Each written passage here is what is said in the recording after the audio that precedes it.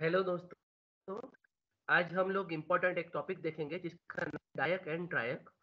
और हम ये भी देखेंगे और डायक और ट्रायक की मदद से किस प्रकार हम वोल्टेज कंट्रोल कर पाते हैं। After completion of this session student will be able to explain the working on application of diac and triac. आप जान पाओगे किस प्रकार डायक और ट्रायक का बेसिक कंस्ट्रक्शन होता है, क्या सिंबल होते हैं, कैसे काम करता है और हम डायक और ट्रायक की मदद से किस प्रकार वोल्टेज को कंट्रोल कर पाते हैं। सबसे पहले दोस्तों हम डायक की बात करेंगे। डायक माने diode that works on AC. ये टू टर्मिनल डिवाइस है। देखिए, जब भी सेमीकंडक्टिंग डिवाइस का नाम आएगा तो आपको ऐसा बताया जाएगा ये टू टर्मिनल है, ये थ्री टर्मिनल है। तो इस प्रकार आप उसके टर्मिनल को आइडेंटिफाई करके उसका फंक्शन समझ पाओगे। It can be run on और turn off by applying voltage in any direction. इसका मतलब ये किसी भी डायरेक्शन में टर्न ऑन या टर्न ऑफ किया जाता है। आपको याद होगा जब हम डायोड की बात करते हैं तो हम हमेशा कहते हैं डायोड यूनिडायरेक्शनल डिवाइस है और फॉरवर्ड बायस में इसका मतलब पॉजिटिव से पॉजिटिव और नेगेटिव से नेगेटिव अगर बैटरी कनेक्ट करते हो तो वो कंडक्ट होगा आफ्टर आपका जो ब्रेकडाउन वोल्टेज है उसके बाद में। लेकिन रिवर्स में डायोड को हम कंडक्ट नहीं कर पाते और यूज भी नहीं कर पाते, लेकिन डायक को हम दोनों डायरेक्शन में यूज कर पाते हैं। इसीलिए हम इसको diode that work on AC इस प्रकार इसको आइडेंटिफाई करते हैं। It is bidirectional device. ये दोनों दिशाओं में काम करता है, इसलिए ये बाई डायरेक्शनल डिवाइस है।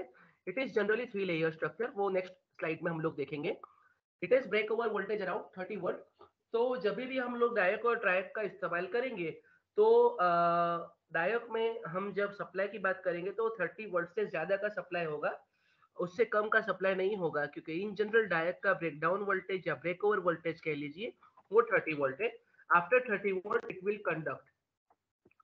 वो 30 वोल्ट के बाद में ही करंट को अलाउ करेगा। It can be turn off by reducing voltage below average level. Average level क्या होता है कि जहां तक डायक आपका काम कर पाता है, अगर वोल्टेज लेवल अप्लाइड वोल्टेज आप उससे कम लेवल पे लेके आए तो वो काम करना बंद कर देगा। तो ऐसे उसको टर्न ऑफ किया जा सकता है। ये इसका सिंबल है दोस्तों डायक का। आप देखिए थ्री लेयर है पी एन पी। और ट्रांजिस्टर में क्या होता है वो भी आप देखिए कि एनपीआर और पीएनपी होता है वहां पे, लेकिन थ्री टर्मिनल होता है, यहाँ पे टर्मिनल आपके दो है। तो आप ऐसा कह सकते हो, ये आपको यहाँ पे सिंबल में दिखेगा कि यहाँ पे एनोड और कैथोड आप स्पेसिफाई नहीं कर पाते हैं। देखिए ये एक प्रकार हाफ सिंबल अगर डायोड का ले लो तो हाफ देखिए तो एक डायोड है, लेकिन दो डायोड एंटी पैरेलल बोल सकते हो। तो MT1 और MT2 इस प्रकार इसको नाम दिया जाता है। और यहाँ पे इसका ऑपरेशन हम लोग देखेंगे दोस्तों। तो अगर इसको फॉरवर्ड बायस दिया जाएगा तो ये इसका मतलब वोल्टेज भी पॉजिटिव और करंट भी पॉजिटिव।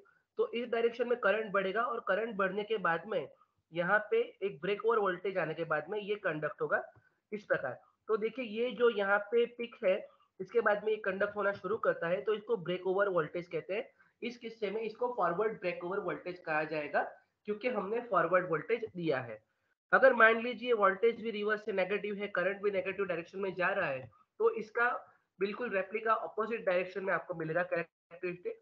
तो आप देख सकते हो डायक है वो यहाँ पे दिखे जैसा दिख रहा है, वो दोनों डायरेक्शन में कंडक्ट होता है और इसीलिए इसको diode that work on AC कहा जा सकता है। तो वोल्टेज कंट्रोल के लिए इसका बहुत ही इंपॉर्टेंट रोल है। हम इसके एप्लीकेशन में इसको देखेंगे। तो ट्रायक की बात करते हैं दोस्तों। ट्रायक triode that work on AC, यहाँ पे पता चलता है ये तीन टर्मिनल है। It is a three terminal four layer device. यहाँ पे फोर लेयर है और थ्री टर्मिनल है। It can conduct in both direction. ये दोनों दिशाओं में काम कर पाता है, hence can be used for AC. जो आपका एससीआर जिसे हम थायरिस्टर कहते हैं, आने वाले चैप्टर्स में हम सेशन में थायरिस्टर के बारे में पढ़ेंगे। तो एससीआर की जब हम बात करते हैं वो एक ही डायरेक्शन में आपका फायरिंग होगा, लेकिन ट्रायक है आपका वो दोनों डायरेक्शन में फायरिंग होगा। दोनों डायरेक्शन में वर्क कर सकता है, इसका मतलब it has 3 terminal different from SCR, एमटी1, एमटी2 और गेट। देखिए वहां पे हमने डायक की बात की थी, वहां पे एमटी1 और एमटी2 ही थे, लेकिन यहाँ पे गेट टर्मिनल है। जैसे एससीआर में आपका एनोड कैथोड गेट होता है, यहाँ पे एनोड कैथोड स्पेसिफाई नहीं किया गया है, उसको टर्मिनल 1 और टर्मिनल 2 के नाम से बताया गया है। It can be seen as two anti parallel SCR, उसे हम टू एंटी पैरेलल एससीआर से देख सकते हैं। उसके डायग्राम में नेक्स्ट स्लाइड में हम लोग देखते हैं। Track can be triggered with positive और नेगेटिव गेट करंट्स, उसको आप पॉजिटिव गेट करंट दे दो या नेगेटिव गेट करंट दे दो तो उसको ट्रिगर किया जा सकता है। Gate current is the only need for turning on triac. Once it is conducting, gate signal is removed. आपका जो गेट करंट है, आपका जो गेट करंट है, वो गेट करंट आप एक बार आपका जो ट्रायक है, वो ट्रायक फायर होने के बाद में आप उसको ऑन कर सकते हो, उसको फिर कंटिन्यू ऑन रखने की जरूरत नहीं है। कहने का मतलब है ये जो ट्रायक है, ट्रायक का गेट सिग्नल है, गेट सिग्नल आप एक बार कंडक्ट हो जाने के बाद में उसको आप रिमूव कर सकते हो, जिससे आपका एक पावर सेविंग कह सकते हो, वो पावर सेविंग हो सकता है। और ट्रायक के बेसिक हम लोग डायग्राम देखते हैं। ये जो है इसका सिंबल है, देखिए आप यहाँ पे डायक में ये गेट टर्मिनल 1 नहीं था, एमटी1 और एमटी2 था, तो इसका मतलब आप याद इजीली रख सकते हो कि डायक और डायोड में क्या फर्क है। आगे बढ़ते हैं। तो ये देखिए एक एससीआर का सिंबल है, थायरिस्टर कह लो, एससीआर कह लो, और ये उसकी ऑपोजिट डायरेक्शन में एससीआर का सिंबल है। तो इसी प्रकार आप इसको समझ पाओगे। तो ये एमटी1 टर्मिनल, एमटी2 टर्मिनल, और दोनों के गेट टर्मिनल को कॉमन निकाल के आपने एक ले लिया, तो ये इसका इंटरनल स्ट्रक्चर का इक्विवेलेंट डायग्राम कह सकते हो। वी कैन से दैट के ट्रायक है, दो एससीआर को आपने एंटी पैरेलल कनेक्ट कर दिया है। ये इसका डायग्राम है दोस्तों, देखिए यहाँ पे 4 लेयर कह सकते हैं, बेसिकली पी एन टाइप का स्ट्रक्चर है। और ये जो सब लेयर बनाए हुए गेट एन के पास, और यहाँ पे देखिए ये MT1 और MT2 में डिफर करने के लिए यहाँ पे इस प्रकार बनाया गया है। ये स्मॉल चिप, स्मॉल सेगमेंट वहाँ पे एंड सेक्शन पे लगाया होता है। तो ये इसका इंटरनल स्ट्रक्चर है। इसको आप कह सकते हो कि एक वेफर यहाँ पे माउंट किया हुआ है, टेक्निकली इसको ऐसे बोलते हैं। आगे बढ़ते हैं। गेट करंट, इसका वर्किंग समझ लेते हैं दोस्तों। डायक का हमने सिंपल देखा, ट्रायक में थोड़ा टेक्निकल है, हम ज्यादा इसको देखना पड़ेगा। गेट करंट और higher break over voltage is needed for conduction of triac. Triac को टर्न ऑन करने के लिए आपको गेट करंट चाहिए, या उसके सराउंड वोल्टेज बहुत ज्यादा दे दो तो वो कंडक्ट हो जाएगा। ट्रायक में वर्क इन 4 मोड, देखिए कौन कौन से 4 मोड में काम करता है। तो पहला मोड है आपका MT2 पॉजिटिव है और गेट पॉजिटिव है, तो इसको फॉरवर्ड कंडक्शन कहेंगे, इसको क्वाड्रेंट फर्स्ट क्वाड्रेंट में कहते हैं। देखिए यहाँ पे आपका MT2 है, इसके साथ मैंने पॉजिटिव टर्मिनल कनेक्ट कर दिया, तो आप ऐसा कह सकते हो MT2 is more positive than MT1। तो ये MT2 पॉजिटिव हो गया, और gate is more positive than MT1। तो MT1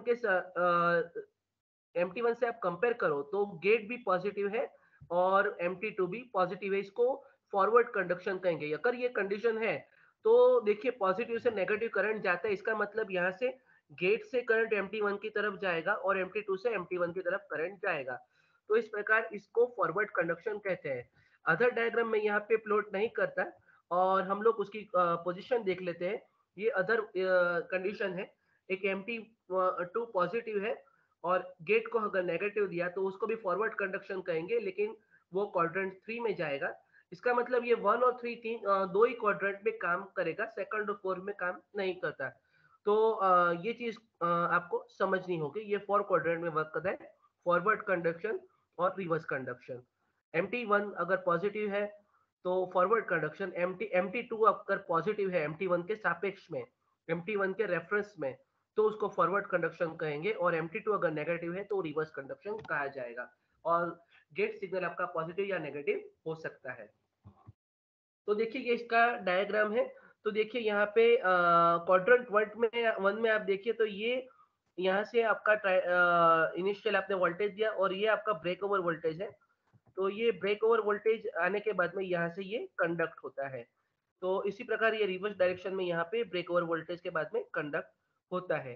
तो ट्रायक आप देख सकते हैं इसको गेट सिग्नल, ये गेट सिग्नल यहाँ पे मिल गया, इसके बाद में इसको आप चेंज कर सकते हो। गेट सिग्नल अगर बदलता है तो यहाँ पे कैरेक्टरिस्टिक में यहाँ पे डिफरेंस आएगा, वो हम एससीआर में देखेंगे।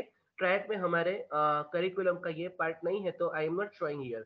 आगे देखते हैं एप्लीकेशन। जैसा मैंने बताया कि मैं आपको डायक और ट्रैक का एक सिंपल एप्लीकेशन बताऊंगा, जिससे हम लोड का वोल्टेज कंट्रोल कर पाते हैं। तो आइए देखते हैं।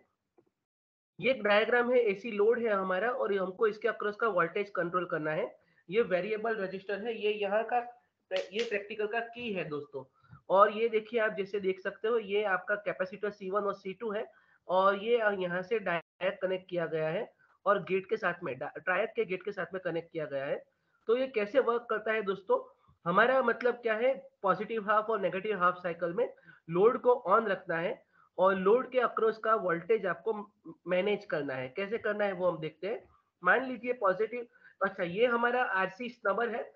स्नबर सर्किट बेसिकली सेमीकंडक्टिंग डिवाइस के प्रोटेक्शन के लिए लगाया जाता है, जिससे वहां से रिवर्स करंट से या ज्यादा हायर करंट से आपके सेमीकंडक्टिंग डिवाइस को लॉस ना हो, वो जल ना जाए। तो आगे बढ़ते हैं, देखिए पॉजिटिव हाफ साइकिल आया, तो यहाँ से पॉजिटिव हाफ साइकिल आया तो ये डायरेक्शन R1 और C1, और कैपेसिटर में ये ऊपर से नीचे करंट जाएगा तो ऊपर का प्लेट पॉजिटिव हो जाएगा। और ये, और दोस्तों ये कहाँ तक रहेगा, जहां तक आपका कैपेसिटर है वो पूरा चार्ज नहीं हो जाएगा। मान लीजिए कैपेसिटर चार्ज हो गया तो ये यहाँ से स्टॉप हो जाएगा और ये डायरेक्टली यहाँ से गेट यहाँ से करंट जाएगा, क्योंकि ये कंडक्ट हो जाएगा, आपका डायोड कंडक्ट हो जाएगा। अगर क्योंकि ये कैपेसिटर अब यहाँ से डिस्चार्ज होगा, तो ये डिस्चार्ज हुआ तो इस किस्से में आपका ट्रायड कंडक्ट हो जाएगा और आपका सर्किट इस प्रकार बनेगा, आपका डायरेक्ट बाईपास हो जाएगा। तो ये आपका पॉजिटिव साइकिल का एक डिले के बाद में एक डिले मिलेगा आपको, और उसके बाद में आपका ये सर्किट कंडक्ट हो जाएगा। तो यहाँ से लोड और ट्रायड और वापस नेगेटिव या न्यूट्रल कह लीजिए। ठीक है, तो ये पॉजिटिव हाफ साइकिल के लिए था। अभी नेगेटिव हाफ साइकिल देखते हैं दोस्तों। ये नेगेटिव हाफ साइकिल है, तो यहाँ पे क्या होगा, ये देखिए यहाँ से करंट आएगा, ये नीचे का प्लेट पॉजिटिव हो जाएगा और यहाँ से यहाँ जा रहा है। ये कब तक होगा, जब तक आपका ये चार्ज नहीं होगा कैपेसिटर, तब तक। और चार्ज होने के बाद में अगेन यहाँ से फिर वो डिस्चार्ज होगा, तो क्या होगा, आपका ट्रायड वापस कंडक्ट हो जाएगा, तो ये आपका नेगेटिव साइकिल में कंडक्ट होगा। इसका मतलब एक डिले मिलता है, उस डिले के बाद में आपके लोड को वोल्टेज मिलता है। तो ये जो डिले होता है उसको हम सेट कर सकते हैं ये वेरिएबल रजिस्टर की मदद से। तो ये वेरिएबल रजिस्टर जो होता है, ये वेरिएबल रजिस्टर को हम फायरिंग कंट्रोल भी कहते हैं। बेसिकली हम क्या करते हैं, ट्रायड का फायरिंग कंट्रोल करते हैं। वो आप 5th सेमेस्टर में पावर इलेक्ट्रॉनिक्स पढ़ोगे तब आपको इसको पता चलेगा। अभी आपके करिकुलम में सिर्फ इसका बेसिक ऑपरेशन है, मैं आपको वही दिखा रहा हूँ, उसके वेवफॉर्म आपको यहाँ पे नहीं दिखा रहा हूँ। तो दोस्तों बेसिकली ट्रायक और डायक की मदद से जब भी आप लोड कंट्रोल करते हैं तो ये रजिस्टर को वेरी करके आप चार्जिंग करंट को वेरी कर सकते हो। इसके अकॉर्डिंगली आप ट्रायक का फायरिंग एंगल चेंज करके आप कंप्लीटली यहाँ पे बैलेंस्ड वोल्टेज ले सकते हो। ये आपके सर्किट इलेक्ट्रॉनिक्स आपके रेगुलेटर से वहां पे काम आती है, तो वोल्टेज रेगुलेशन के लिए डायक और ट्रायक का इस्तेमाल कर सकते हो। आई होप आपको पता चला होगा। Thank you and keep learning.